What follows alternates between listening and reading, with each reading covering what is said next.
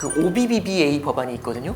하나의 크고 뭐 아름다운 법안이잖아요. 예, 그 법안 안에요. 부채 한도도 5조 달러를 늘리는 법안이 들어가 있어요. 그래서 그걸 원 패키지로 한꺼번에 통과시켜버린 거예요. 네. 결국에는 미국의 국가 부채가 굉장히 많이 늘어나 있다는 게 이슈입니다. 그럼 국가 부채가 많이 늘어난다는 얘기는요. 지금 감세까지 했기 때문에 그 국가 부채가 늘어나는 속도가 더 빨라질 거거든요. 트럼프 행정부에서 베센트 재무장관이 얘기하는 건 그거 관세로 해결할 수 있어 이렇게 얘기하고 있어요. 트럼프가 취임한 다음에 5개월 동안 미국이 벌어들인 관세 수입이 1,000억 달러 정도 돼요. 예년에 비해서 3배 정도 늘었거든요. 네. 그러면 요번에 감세안을 통해 가지고 늘어나는 부채가 10년 동안 3조 3천억 달러가 는데요. 10년이면 120개월이니까 24를 곱하면 되지 않습니까? 5개월짜리가 24번 있으면 120개월이잖아요. 네. 그럼 5개월 동안에 지금 1,000억 달러 벌었지 않습니까? 그럼 24를 곱하면 2조 4천억 달러죠. 그럼 3.3조 달러, 3조 3천억 달러 적자가 커질 건데 10년간 2조 4천억 달러는 관세로 벌어들이는 거면 상당 부분을 메이크업을 할 수가 있겠죠.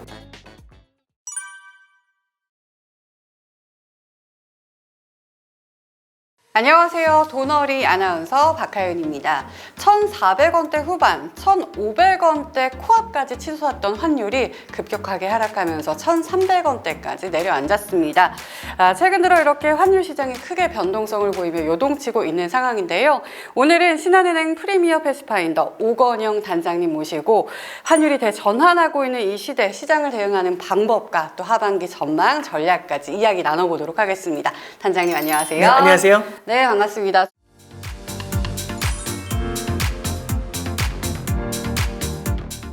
최근에 환율의 대전환이라는 책을 출간을 하셨더라고요. 네네. 어떤 내용이 담겨져 있는 책인가요? 이게 약간은 긴 시 계열에서 좀 바라보는 거고요. 네. 일단 환율의 대전환이잖아요. 환율에는 그럼 어떤 타겟이 있냐? 원달러 환율이 있고요. 그 다음에 엔화 환율이 있고, 그 다음에 세 번째는 금 가격을 넣었어요. 그래서 달러하고 엔하고 금을 놓고 요 세 가지가 사실 과거하고 다른 패턴을 보인다, 이제 이런 내용을 담고 있는데, 아마 이제 많이 익숙하시겠지만 이제는 많은 분들이 해외 투자를 많이 하지 않습니까? 그러니까 뭐 서학개미도 있고 엔테크족도 있고 다양하시잖아요. 근데 이제 그런 분들이 항상 노출되는 게 이제 환위험에 노출이 돼요. 그럼 환위험에 노출이 되는 걸 어떻게 극복을 하느냐? 과거의 패턴을 갖고 극복하시는 경우가 되게 많은데, 이제 뒤에 말씀드렸던 대전환이라는 단어가 있잖아요. 대전환이라는 얘기는 어떻게 보면 기존의 패턴이 앞으로는 안 먹힐 수도 있다, 이제 이런 내용을 담고 있습니다. 그러니까 예를 들어서 아직도 이제 많은 분들하고 얘기하다 보면은 원달러 환율이 1,300원, 1,400원이라는 게 되게 믿기 어려우시대요. 왜냐면 너무 높다는 거죠. 왜 그러냐면 2000년부터 시작해서 2022년까지는요. 원달러 환율이 1,100원에서 1,200원 사이? 그 사이를 계속해서 오랫동안 횡보를 해왔어요. 그러다 보니까 우리 마음속에는요. 1,170원 정도 되는 환율이 되게 익숙한 거죠. 근데 지금 우리가 뭐 오늘도 보면은 많이 내려왔다지만 1,390원이거든요. 높아 보이는 거죠. 그럼 이제 우리는 어떤 생각을 하냐면 필연적으로 이 달러라는 게 다시 정상으로 돌아가지 않을까? 그런 패턴들을 많이 인식을 하고서 투자를 하는 경우들이 많은데, 대전환에 담겨있는 내용은 그런 패턴과는 달리 우리나라에 무언가 큰 단절점이 만들어져 가지고 그 단절점 때문에 환율의 움직임이 변하게 된다. 그걸 이제 담고 있어요. 달러에서는 대중무역적 전환, 그 다음에 일본 엔화에서는 일본의 인플레이션, 그 다음에 금에서는 세계의 경찰을 거부하는 미국, 이 세 가지가 대전환의 트리거가 된다. 그래서 환율의 대전환, 이렇게 내용을 담았습니다. 알겠습니다. 기존의 패턴이 바뀌고 있다라고 네네. 생각하면 쉬울 것 같은데, 그럼 저희는 환율에 대해서 조금 더 자세하게 네네. 짚어보도록 할게요. 사실 올해 초만 해도 원달러 환율이 1,400원대 후반, 1,500원 거의 이걸 돌파할 것이다 라는 이야기가 나왔었거든요. 근데 지금 생각해보면은 진짜 돌파할 것 같았는데 네네네. 최근 들어서 급격하게 하락하더니 지금은 1,300원대, 지금 조금 올라와서 1,380원, 90원 움직이고 네네. 있긴 그렇죠. 하지만 변동성이 굉장히 크거든요. 네네. 특히나 2025년 상반기에 이렇게 환율이 변동성을 크게 보였던 그 이유가 뭐라고 보시나요? 그러니까 이게 저도 참 올해가 참 드라마틱한 것 같아요. 올해 1월 달에 제가 세미나를 할 때 제일 많이 받았던 질문이, 환율이 이렇게 올라가면 우리나라 망하지 않겠냐, 이런 얘기 질문이 많았는데요. 네. 최근에는 플라자 합의한다는데 그러면은 달러가 더 약해질 거고, 환율이 자꾸 이렇게 내려가면 우리는 수출하는 나라 아니냐, 수출이 안 돼서 망하는 거 아니냐, 요즘 이렇게 물어보세요. 그러니까 올라도 망하고 내려도 망하는 거죠. 이게 환율 변동성이 그만큼 높기 때문에 나오는 질문이거든요. 네. 그러면 왜 이런 일이 벌어졌을까? 지난 1월 달에는 다들 무슨 얘기했냐면 US exceptionalism이라고 해가지고 미국 예외주의를 얘기했어요. 전 세계에서 미국 말고 투자할 만한 곳이 없다. 너무 퍼펙트한 투자처다. 이렇게 생각한 거죠. 그러면 전 세계 자금이 진짜 어떤 뭐랄까요? 블랙홀처럼 미국으로 빨려 들어가는 거죠. 그럼 미국의 자산을 사기 위해서는 내 나라 통화를 팔고 달러를 사서 들어가야 되잖아요. 그러면 미국 예외주의라는 말이 딱 들어오게 되면서 전 세계로 자금이 빨려 들어가는, 그게 달러 강세를 만드는 요인, 요게 1번이었습니다. 그리고 두 번째는요, 트럼프 트레이드라는 말이 있었죠. 트럼프가 관세를 때린대요. 네. 관세를 때리게 된다는 얘기는 다른 나라의 부를 미국으로 가져오겠다는 얘기지 않습니까? 다른 나라 수출로 먹고 사는 것도 못 봐주겠다 이거잖아요. 그러면 다른 나라는 힘들어지는데 미국은 예외주의예요. 그러면은 더욱더 다른 나라보다 미국의 투자 매력이 상대적으로 높아지는 거죠. 그러니까 저는 가만히 있는데 다른 사람들이 힘들어지면 제 투자 매력이 높아지는 것처럼 미국은 예외주의로 올라가는데 관세로 누르면서 올라가는 거죠. 그러면은 더욱더 투자 매력이 미국밖에 없다 이 생각 들지 않았을까요? 그래서 올해 1월 달에는 진짜 미국은 뭐라고 해야 될까요? 그냥 완벽한 투자처죠, 진짜. 그러니까 이제 US exceptionalism이라는 말이 나왔던 거고, 그러니까 달러가 유독 더 강세를 보였던 이유는 말씀드렸던 트럼프 트레이드하고 미국 예외주의, 이게 핵심이었던 것 같아요. 근데 참 그게 너무 과하다 보면 네. 반대급부에서의 움직임이 나타나는 것 같아요. 첫 번째 움직임은 뭐냐면 미국이 4월 2일 날 해방의 날에요. 185개국한테 관세를 부과합니다. 그리고 그 중에서 주요 무역국인 57개국에 대해서는 상호 관세를 부과하는데 중국에 대해서는 245%까지 관세를 때릴 수 있다 이렇게 얘기를 해요. 이게 뭐하고 되게 비슷하냐면 예를 들어서 되게 인기가 많은 미국이라는 친구가 있어요. 근데 그 친구가 어느 날 갑자기 소리를 확 지르면서 하는 얘기가, 되게 인기 많고 되게 좋았는데 갑자기 소리를 확 지르면서 하는 얘기가, 이 185명의 친구들한테 앞으로 나하고 대화하고 싶으면 나 대단한 사람이니까 수수료 내, 이런 얘기 하는 거죠. 그럼 사람들이 무슨 생각할까요? 진짜 이상해졌다. 네. 그러면서 조금씩 멀어지려고 하지 않을까요? 그러면 점점 미국하고의 교역도 줄어들 거라는 생각이 들고 미국이라는 투자처에 대한 매력이 줄어들 수도 있겠죠. 예를 들어 볼게요. 이런 게 있습니다. 이게 저도 어렸을 땐 이해가 안 됐는데 지금은 이게 말이 좀 이해가 돼요. A라는 사람하고 B라는 사람이 있어요. 둘 다 저한테 돈을 빌려달라고 하는데 A는 제가 돈을 빌려주면 5% 이자를 주겠대요. B는 7% 이자를 준답니다. 누구한테 빌려줘야 되죠, 저는? 7%죠. 네. 근데 잘 말씀드리면 B는 평생 처음 보는 사람이에요. 신용도는 높지만 평생 처음 봐요. A는요, 어떤 사람이냐면 어려서부터 저를 많이 챙겨줬어요. 그리고 제 물건을 많이 사줬고 저 장사 되게 해주고 그 다음에 정말 힘들 때 저 방위도 지원해줘가지고 제 치안도 담당해줬어요. 너무너무 좋은 사람이고 저 어렸을 때 위기에서 저를 극복해준 사람이에요. 꺼내준 사람이에요. 이 사람이 5%에 빌려달래요. 여긴 7%, 생면부지. 누구한테 빌려주시겠습니까? 5%요. 5%죠. 그래서 세상 일이라는 게 반드시 그 숫자가 중요한 게 아니더라고요. 그런 게 이제 어려운 말로 소프트 파워라고 해서 평판? 그러니까 저도 이게 번역은 잘 안 되는데 평판 같은 게 분명히 있는 것 같아요. 그래서 전 세계 국가들이 미국 국채에 돈을 빌려주는데요. 미국은 상대적으로 낮은 금리의 돈을 빌릴 수가 있었던 거죠. 왜냐하면 그만큼의 소프트 파워와 평판을 갖고 있었기 때문에.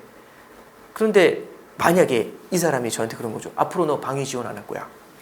앞으로 나하고 얘기하려면 수수료 내. 앞으로 너네 물건 안 사줄 거야. 그러면 동맹국 아니야. 뭐 이런 식으로 얘기하는 거죠. 그러면 무슨 생각할 것 같으세요? B죠, 이제. 그러니까 이제 말씀드리고 싶은 거는 올해 4월 달에요. 무슨 일이 있었냐면 셀 아메리카라는 말이 나왔습니다. 그게 뭐냐면 미국의 신뢰가 무너진다라고 하니까 미국에 있는 자산을 팔고 도망가고 싶은 거죠. 그래서 미국의 주식 채권을 팔고요. 그렇게 받은 달러를 팔고 뛰어나가요. 그럼 미국에 있는 전 자산이 무너지는 모습이 나타났는데 제가 20년 마켓 봤는데 처음 본 것 같습니다. 굉장히 놀랐어요, 저도. 그렇게 해서 자금이 다 빠져나가는 모습이 나타나죠. 그게 이제 첫 번째는 달러의 약세, 미국 예외주의를 갖다가 흔들어 놓은 첫 번째 요인이 된 거고요. 두 번째는 다른 나라들의 대응도 좀 남달랐어요. 뭐냐면 참고로 말씀드리면 독일이라는 나라는 세계적인 구두쇠입니다. 재정 지출하는 걸 되게 싫어하거든요. 근데 트럼프가 더 이상 방위를 지원하지 않겠다고 하니까 독일이 미국의 방위를 맡길 수가 없잖아요. 러시아가 있는데. 그래서 독일이 방위비 지출부터 시작해서 재정 지출을 하기 시작을 해요. 그러면서 유럽 경제가 결국에 돈을 쓰면서 경제가 올라올 것 같다. 그래서 미국만 성장하는 게 아니라 다른 나라의 성장도 나타날 것 같다. 이런 기대감이 생기는 거죠. 그러면서 이게 결국에는 환율이라는 건 자본의 이동인데 자본은 성장이 나오는 곳으로 이동하기 마련이에요. 그럼 미국 이외의 곳에서도 성장이 나올 것 같잖아요. 그래서 올해 초에 보시면 미국 증시뿐만 아니라 독일 증시도 되게 많이 오르고 했었죠. 그런 것들이 자본의 이동을 보여준 대표적인 케이스 중에 하나예요. 그리고 이제 마지막 하나 이제 말씀드릴 수 있는 거는 미국이 무역 적자가 심하다 보니까 미국은 달러 약세를 원합니다. 이제 이런 얘기들이 트럼프의 가신들 중에 스티브 미란처럼 마가 세력들이 있어요. 그 사람들이 달러 약세가 필요하다라는 얘기를 너무 많이 하다 보니까 네. 달러 값이 빠지는 상태에서 그 얘기가 들리니까 미국이 원하는구나 이런 생각이 들면서 달러를 더 밀어내린 요인들이 있겠죠. 그래서 이제 올해 상반기를 보면은 결국에는 미국 예외주의에서 셀 아메리카로 너무 이게 극에서 극으로 바뀐 네. 그런 상반기가 아니었나 그런 생각이 듭니다. 맞습니다. 방금 말씀하셨다시피 예외주의가 흔들렸다라고 네네. 말씀해 주셨잖아요. 그리고 또 최근에는 트럼프 대통령이 저희 우리나라의 관세를 8월 1일까지 네네. 유예시켰거든요. 네네. 이런 거 봤을 때 단장님께서는 현재 미국의 관세나 제조업 정책이 앞으로 환율에 어떻게 영향을 미칠 거라고 보시나요? 이게 결국에는 관세가 부과가 되잖아요. 근데 사람들이 생각할 때 이 관세라는 게 되게 부담스럽죠. 그래서 트럼프 행정부는요, 이 관세도 패키지를 해가지고 같이 붙여요. 그래서 방위비 협상하고도 붙이고요, 네. 환율 협상하고도 붙여요. 그래서 아마 지난 5월달 기억나실 거예요. 5월 초에 미중 간에 그렇게 첨예하게 대립을 하다가 뭔가 협상의 실마리를 찾았어요 하는 순간 위안화가 엄청난 강세를 보였고, 위안화하고 되게 비슷한 움직임을 보이는 대만 달러하고 원화가 강세를 보이면서 환율이 1,350원으로 순식간에 주저앉았거든요. 네. 그러니까 이제 이게 무엇을 의미하냐면 무언가 관세 협상이 진행된다는 얘기는 미국의 무역 적자 줄이는 데 합의를 해주고 있다. 이 얘기가 되는 거고, 관세율을 조금이라도 낮추기 위해서 환율도 원화 절상, 대만 달러 절상 이런 걸 받아들이면서 달러 약세를 용인해 줄 거야. 이 기대가 같이 형성이 되는 거죠. 그래서 이 관세 협상이 진행되는 과정에는요, 단기적으로는 결국에는 달러의 약세, 그 반대편에는 원화라든지 대만 달러, 위안화의 강세, 요거를 갖다가 이제 나타내 주는 겁니다. 그래서 무역 협상 이 과정에서는요, 결국에는 이제 달러 약세, 여기에 대한 기대감이 모락모락 펴져 나오면서 올해 하반기에도 달러 약세 압력은 마찬가지로 존재할 것 같다. 이렇게 일단 첫 번째 말씀드리고요. 근데 조금 이게 이제 중기적, 장기적인 관점이 있는데, 중기적인 건 이렇게 좀 보시면 될 것 같아요. 요번에 이제 저기 의약품에 대해서도 관세를 부과한다고 하는데 이렇게 얘기하더라고요. 바로 부과하는 게 아니라 네. 1년이나 1년 반 후에 부과를 한대요. 그럼 1년이나 1년 반 후에 부과를 한다. 그럼 사람들은 어떻게 움직일까? 투자자들은 어떻게 움직일까? 이렇게 보면은요, 우리나라 기업들 같은 경우도 그 유예 기간 동안에 미국에다가 무언가 공장 제조업 같은 걸 설치하는 게 관세를 맞지 않기에 가장 좋지 않을까요? 네. 그 관세율을 지금 이제 제가 본 게 버전이 100% 버전도 있고 200% 버전도 저도 있어요. 200% 버전 봤어요. 200% 관세를 부과하면 거기 공장 짓는 게 낫지 않을까요? 그러면 미국에 공장을 짓게 되는 거잖아요. 그 얘기는요, 결국에는 해외 투자를 미국이 하는 겁니다. 그럼 원래 우리나라에 머물러 있어야 될 달러가 해외로 나가게 되는 거죠. 나갈 때 원화를 팔고 달러를 사서 나가면 달러에 대한 수요가 인위적으로라도 늘어나게 되겠죠. 그리고 결국에는 중기적으로 제조업이 미국에 많이 생기게 되면은 미국의 제조업 경쟁력까지 올라오면 금융 경쟁력에 제조업 경쟁력까지 강해진다는 얘기는 달러 패권이 더 강해지는 모습을 만들어내겠죠. 그래서 중기적으로는 달러의 강세를 가리키지 않겠는가 그런 생각이 들고요. 근데 조금만 더 멀게 보면은 어떤 생각도 드냐면, 아까 전에 소프트 파워를 말씀드린 게 있어요. 평판이죠. 네. 평판이네 다 가져와 이러면 어쩔 수 없이 힘에 눌려서 가져가는 것도 있겠지만 속으로 무슨 생각할까요? 다른 생각을 하겠죠. 진짜 도저히 안 되겠다. 뭔가 다른 대안을 찾아야지. 요즘 보면은 유럽이 아세안 지역하고 협상을 하려고 해요. 교역을. 그리고 CPTPP라는 게 있거든요. 네. 그 CPTPP는요, 일본하고 영국하고 호주하고 베트남처럼 환태평양 국가들이 딱 모여있는 무역 공동체예요. 여기에 EU가 붙는데요.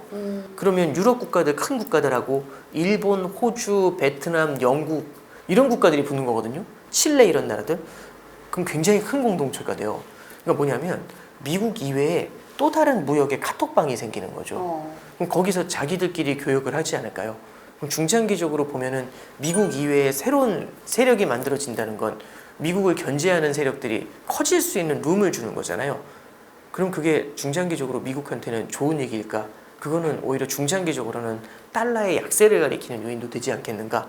그래서 단기, 중기, 좀 중장기 이 관점에서 한번 이렇게 쭉 시나리오를 한번 펼쳐봤습니다. 그럼 단기적으로는 달러의 약세가, 중기적으로는 강세가, 또 네네. 중장기적으로 봤을 때는 사실은 어떻게 될지 모르는 거네요. 네, 그렇죠. 근데 중기적으로는 것도요, 사실은 이제 공장을 갖다 이렇게 많이 가져온다라고 하는데 사실 이슈가 그것도 되게 많아요. 왜냐하면 미국에서 제조업을 오래 안 해봤기 때문에 숙련된 노동력을 찾기가 쉽지가 않답니다. 그리고 두 번째는 관세를 그만큼 과연 부과할 수 있을까? 왜냐하면 요즘 타코라는 말이 나오잖아요. 네. 트럼프는 항상 물러난다라는 그런 얘기가 있는 것처럼 저 으름장만 내리고 결국에는 안 하겠지. 그래서 현실화 됐었을 때를 가정하고 이제 말씀을 드리는 거고요. 중간에 계속해서 많은 부침 변화가 있겠죠. 네. 알겠습니다. 달러 그리고 엔화 그리고 금에 대해서 언급을 해주셨는데 이번에는 엔화에 대해서 이야기를 네네. 해볼까 해요. 일본은행이 마이너스 금리를 폐기하고 금리를 인상을 했습니다. 네네. 이로 인해서 엔화 그리고 달러 그리고 원화 간 캐리 트레이드의 흐름은 어떻게 될지 이게 저희가 한번 캐리 트레이드 때문에 예, 한번 급락을 했었잖아요. 급락을 했었죠. 이러니까 약간 무섭더라고요. 예, 일단 첫 번째는 그래서 많은 분들이 물어보시는 게 일본 금리 어떻게 되냐? 지금 일본 기준금리가 0.5예요. 0.5가요. 90년도 초반에 버블이 붕괴된 다음에 내린 이후에는요. 0.5라는 마의 벽을 넘을 수가 없었어요. 왜냐하면 2000년도에 0.5까지 올렸다가 일본 경제가 다시 추락했던 일이 있고요. 2007년도에도 0.5까지 기준금리를 올렸다가 그 다음에 글로벌 금융위기를 맞았거든요.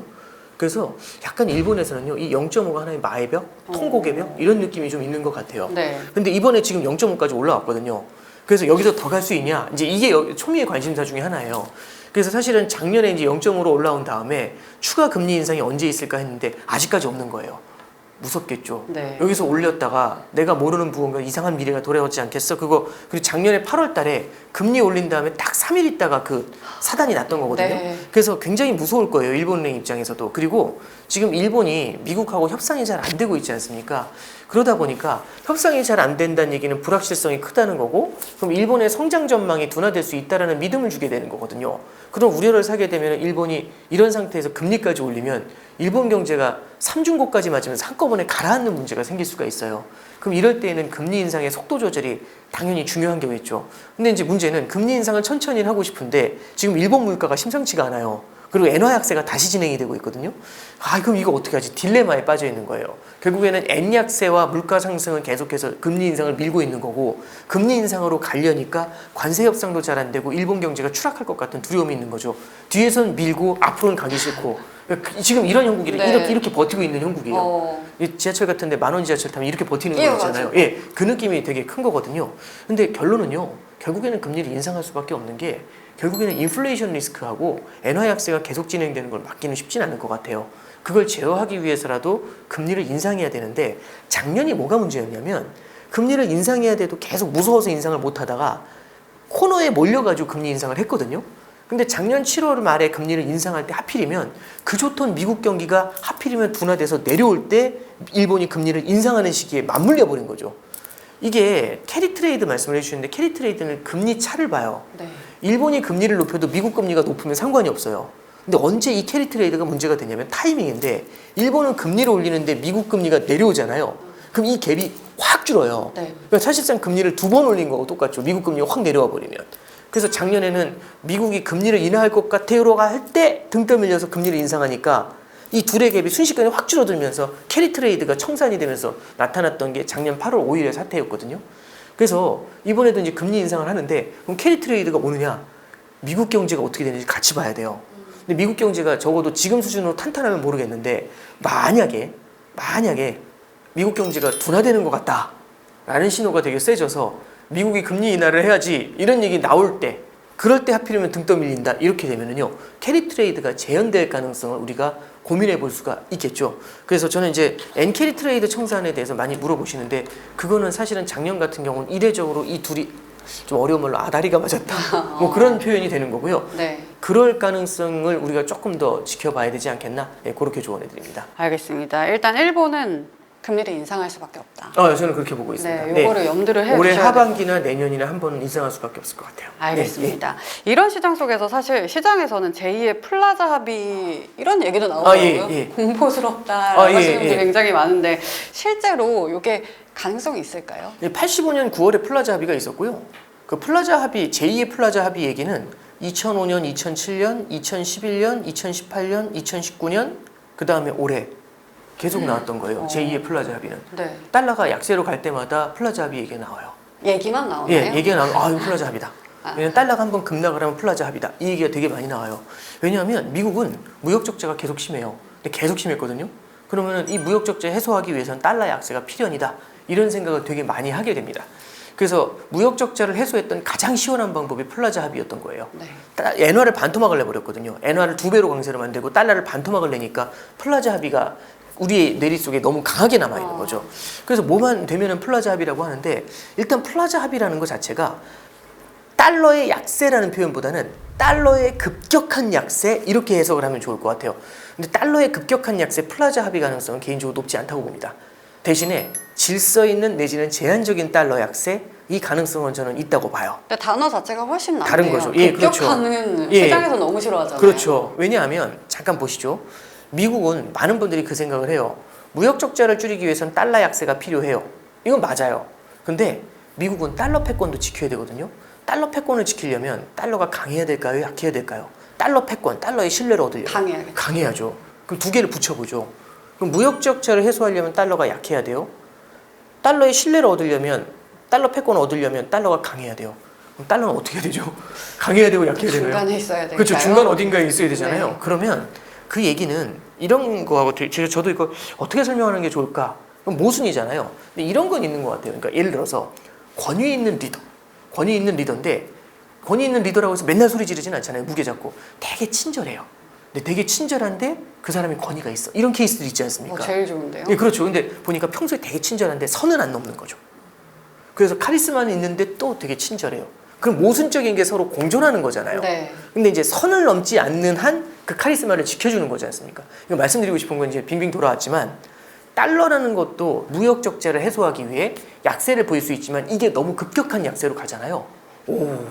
그러면 달러 패권이 무너진다는 얘기가 확 흘러나오겠죠. 그러면 달러 패권이 무너진다는데 달러가 계속 약하고 플라자 합의 나와서 반토막 나면 그때는 달러에 대한 신뢰가 확 무너져 버리겠죠. 특히 지금 같은 분위기에선. 그러면은 미국 입장에서는 달러 패권을 지키는 게 중요하냐, 무역 적자를 줄이는 게 중요하냐라고 한다면 둘 중에서 선택을 강요당한다면 당연히 달러 패권을 택하겠죠. 그래서 말씀드렸던 게 플라자 합의 같은 달러의 폭력적인 약세 이런 거는 미국도 용인하기 되게 어려워요. 대신에 무역 적자를 줄이기 위한 제한적인 질서 있는 달러의 약세 요건 아마 미국이 바라는 바가 되지 않을까 생각은 하고 있습니다. 그렇다면 지금처럼 환율과 시장 변동성이 클 때는 투자자들이 환해지 전략이나 뭐 어떤 자산 배분 전략을 취해야 될까요? 이제 이게 환해지 전략이라고 이제 말씀하실 되게 네. 액티브하신 분들이 있어요. 뭐냐면은 달러가 내려가고 올라가고 요 패턴에 따라서 움직이시는데 저는 하나 말씀을 드리면 2022년도에 원달러 환율이요 어떻게 움직였는지 간단히 말씀드려 볼게요. 네. 만약에 이제 우리가 지금 환율이 1,200원이라고 해볼게요. 저한테 이제 물어보시는 거죠. 올해가 네. 22년 1월이에요. 저한테 물어보시는 거죠. 올해 환율 전망 어떻게 됩니까? 그렇게 하시길래 제가 예, 올해 환율 전망은요. 1,180원에서 1,450원입니다. 딱 이러면 너무 되게 황당하죠. 저 사람 누가 불렀어? 이렇게 되잖아요. 네. 참고로 말씀드리면 2022년도에 환율이요. 1,180원에 시작해가지고요. 1,445원까지 갔었어요. 진짜요? 네, 그게 현실입니다. 그러면 그 얘기를 한 사람이 맞은 건데 우리는 그 얘기 처음 들으면 환율 전망 나도 하겠다 이 생각이 딱 들잖아요. 환율 변동성이 되게 많이 높아져 있어요. 근데 22년도도 그렇지만 작년 같은 경우도 볼게요. 1,307원에서요. 1,485원까지 180원이 움직였거든요. 네. 180원이 딱 3개월 만에 움직였어요. 그럼 제 1,307원일 때 3개월 후에 1,485원입니다. 믿으셨겠습니까? 아니요. 이상한 사람 불렀다 이렇게 되지 않을까요? 네. 그러니까 단기 환율을 예측한다는 건요. 넌센스라고 생각을 해요. 왜냐하면 다들 달러가 더 약세로 보일 거다. 올해 6월 달에도 1,350원 밑으로 내려올 거다. 이럴 때 무슨 일이 벌어졌냐면 이스라엘이 이란을 폭격했어요. 그 순간 환율이 30원이 탁 트더라고요. 그럼 환율을 정확히 예측하려면 전쟁까지 알고 있어야 되잖아요. 그걸 알 수가 있을까요? 없죠. 그래서 저는 단기로 환율을 예측하면서 그걸 따라가면서 해지한다? 그걸 다이나믹 해지라고 하는데 네. 그거는 전문가 레벨에서 할 수 없는 그런 케이스라고 봐요. 그래서 꼭 하나 드리고 싶은 말씀은 뉴스를 따라다니면서 환율의 단기 흐름을 맞추겠다. 넌센스고요. 환율은 귀신도 모른다. 그 말씀을 첫 번째 드릴게요. 근데 그러면 환율은 건드리지 말아야 되는 거냐? 근데 전 그런 건 있는 것 같아요. 결국에는요. 환율을 바라보는 이유는 우리가 해외 투자에 눈을 떴기 때문이거든요. 그럼 이제 여쭤볼게요. 해외 투자는 항상 한국 투자보다 좋으니까 무조건 해야 되나요? 그건 아니죠. 네. 한국이 좋을 수도 있고 올해 같은 경우 한국이 엄청 좋잖아요. 또 다른 해에는 해외가 좋을 수도 있지 않습니까? 우리가 힘들 때 해외가 좋을 수 있으니까 우리가 여러 군데에 나눠 놓는 거죠. 그러면 해외 투자라는 것도 모르니까 하는 거잖아요. 해외 투자를 할 때 할 수밖에 없는 거는 뭐냐면 그 나라 통화를 사서 투자를 해야 되는 겁니다. 그래서 저는 꼭 말씀드리고 싶은 게 우리가 여태까지 포트폴리오를 짤 때는요. 글쎄요. 10년 전만 해도요. 포트폴리오 짜자라고 하면은 되게 냉소적인 분들이 많았는데 이제 우리가 코로나 이후에 동학개미 운동도 겪고 하면서 사람들이 이제 포트폴리오라는 관점에 대해서 주식이라는 자산을 담는 것에 대한 어떤 스탠스가 많이 바뀌었어요. 네. 10년 전만 해도 주식 이랬는데 지금은 주식 공부하시는 분들도 엄청 많고 투자자들의 레벨이 많이 올라왔다고 봐요. 근데 딱 2, 3년 전부터 어떤 일이 벌어지냐면 사람들이 국내 주식뿐만 아니라 해외 자산, 미국 채권도 그렇고 미국 주식도 그렇고 해외 자산 투자에도 많이 눈을 뜨시는 것 같아요. 그래서 저는 이제 그렇게 눈을 뜰 때는 우리가 통화분산이라는 관점도 가져가야 된다. 그래서 포트폴리오에 원화표시 자산만 득실득실한 게 아니라 네. 다른 나라의 성장에도 우리가 배팅해 볼 필요가 있잖아요. 우리나라의 성장이 안 나오고 다른 나라가 클 수 있지 않습니까? 그래서 통화 분산의 차원에서 조금 긴 관점에서 달러를 갖다가 보유한다든지 엔화를 보유한다든지 금을 담는다든지 이런 거는 오케이인 것 같아요. 그래서 조금 우리가 해외 자산 달러 같은 걸 보유한다면 긴 호흡으로 바라보자.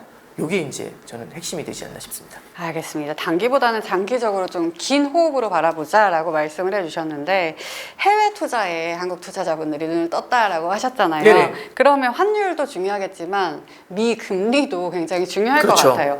이 미국의 금리 결정 셈법이 복잡해졌다라는 네. 이런 분석이 많은데 연준의 금리 방향 변화와 한국의 환율 변화 여기에 대해서는 어떻게 보시나요? 당연히 연관이 있겠죠. 일단 올해 만약에 하반기에 지금 시장에서는 연준이 두세 차례 기준금리 인하할 거다 이렇게 보고 있는데 저는 그거는 조금 오버한 것 같고요. 한두 차례 인하가 될 것 같아요. 근데 두 차례 정도만 인하가 돼도 시장에서는 되게 반색을 할 것 같아요. 왜냐하면 드디어 네. 관세 때문에 물가 오른다고 해가지고 저렇게 옹고집을 부리던 파월이 항복하고 금리를 낮췄구나. 여기에 시장이 되게 감동을 받을 것 같은 게 네. 작년 9월 달에도 순간적으로 0.5% 금리 인하를 9월 달에 했거든요. 그 순간에 환율이 내리꽂혀요. 네, 그래서 이게 미국이 금리를 인하한다는 건 되게 직관적으로 보셔야 되는데 미국의 금리 인하는요. 달러를 보유했었을 때의 매력이 줄어드는 겁니다. 그럼 달러에 대한 수요가 줄어들게 되면서 달러가 약세를 보이게 되겠죠. 그래서 하반기에는 결국에는 미국이 금리 인하를 하게 될 것 같은데 그게 달러 약세에 힘을 조금 더 실어줄 수는 있어요. 그래서 미국의 금리하고 단기적인 달러가 그렇게 연관이 된다라는 게 첫 번째고요. 두 번째는 우리나라는요. 기준금리 인상 인하를 할 때 선진국 같은 경우는 두 개를 봐요. 성장하고 물가를 봅니다. 성장이 어려우면 금리를 내리고요. 물가가 안정이 되면 금리를 내려요. 근데 우리나라는 이 두 개만 보는 게 아니고 두 가지를 더 봐요. 첫 번째는 뭐냐면 미국 금리를 같이 봐요. 왜냐하면 미국 금리가 높은데 우리나라가 금리를 막 내리면 위험해질 수 있잖아요. 그렇죠. 돈이 빠져나가는. 네. 그러니까 금리 인하를 한다는 건 원화를 이렇게 풀어주겠다는 얘기인데 경기 부양을 하기 위해서.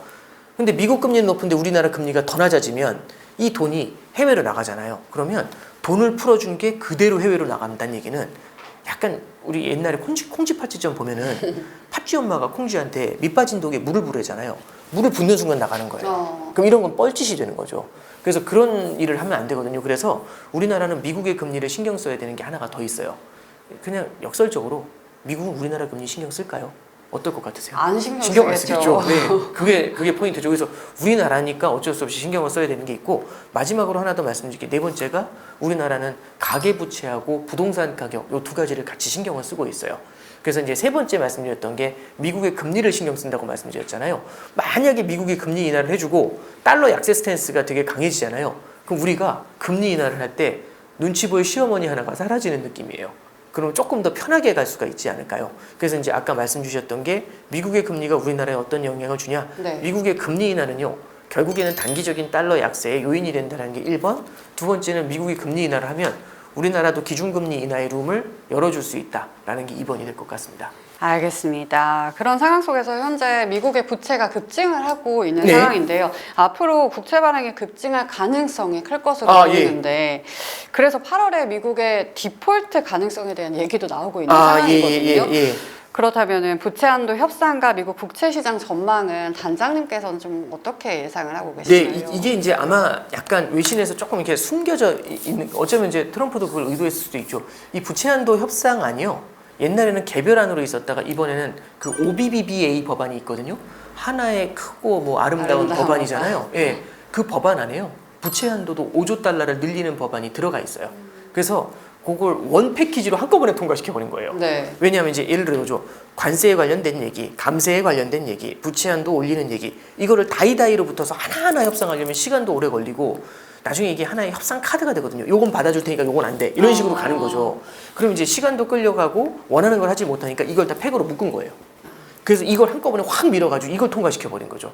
그래서 이제 엑스데이트 얘기가 8월 달에 디폴트 얘기가 나오는 거는 부채 한도가 막혀 있어가지고 이게 부채 한도를 늘려주지 않으면은 디폴트를 갈 수 있어요 라는 얘기인 건데요. 이번에 OBBBA 법안이 통과가 되면서 이게 5조 달러가 업이 됐어요. 그래서 8월 달에 디폴트가 온다. 그 가능성은 굉장히 낮아졌다라고 이제 보시면 될 것 같고요. 근데 그럼에도 불구하고 핵심은 8월에 망하냐 이게 중요한 게 아니고요. 결국에는 미국의 국가 부채가 굉장히 많이 늘어나 있다라는 게 이슈입니다. 그럼 국가 부채가 많이 늘어난다는 얘기는요. 지금 감세까지 했기 때문에 그 국가 부채가 늘어나는 속도가 더 빨라질 거거든요. 트럼프 행정부에서 베센트 재무장관이 얘기하는 건 그거 관세로 해결할 수 있어 이렇게 얘기하고 있어요. 다른 나라에서 세금 걷어오겠다는 얘기인데 참고로 트럼프가 취임한 다음에 5개월 동안 미국이 벌어들인 관세 수입이 1,000억 달러 정도 돼요. 예년에 비해서 3배 정도 늘었거든요. 네. 그러면 이번에 감세안을 통해 가지고 늘어나는 부채가 10년 동안 3조 3천억 달러가 는데요. 근데 이제 제가 계산은 잘 못하지만 지금 5개월 동안에 1,000억 달러 들어왔잖아요. 그러면은 그 10년이면 120개월이니까 24를 곱하면 되지 않습니까? 5개월짜리가 24번 있으면 120개월이잖아요. 네. 그럼 5개월 동안에 지금 1,000억 달러 벌었지 않습니까? 그럼 24를 곱하면 2조 4천억 달러죠. 그럼 3.3조 달러, 3조 3천억 달러 적자가 커질 건데 10년간 2조 4천억 달러는 관세로 벌어들이는 거면 상당 부분을 메이크업을 할 수가 있겠죠. 그래서 이제 베센트 재무장관은 관세 많이 거두면 돼. 요렇게 해서 해결할 거야 라고 얘기를 하고 있거든요. 그 얘기는 이제 감세에 대한 얘기가 나오면서 재정 적자 문제가 생겼지 않습니까? 필연적으로 뭘 따라 붙게 만드냐면 이제 관세의 논쟁으로 또 넘어가게 되는 거죠. 그럼 관세를 많이 깎아줄 수 있을까요? 아니요. 이제 쉽지 않아 보이죠. 그래서 미국하고 다른 국가들이 이제 또 같이 기싸움을 하는 그런 모습으로 연장전이 넘어가지 않겠는가 그렇게 보고 있습니다. 아, 점점 더 복잡해지고 네, 있는 그렇습니다. 상황인데요. 그렇다면은 가장 궁금한 게 이제 2025년 하반기에 들어섰잖아요. 이 하반기부터 내년 상반기까지 단장님께서 생각하시는 환율에 대한 흐름?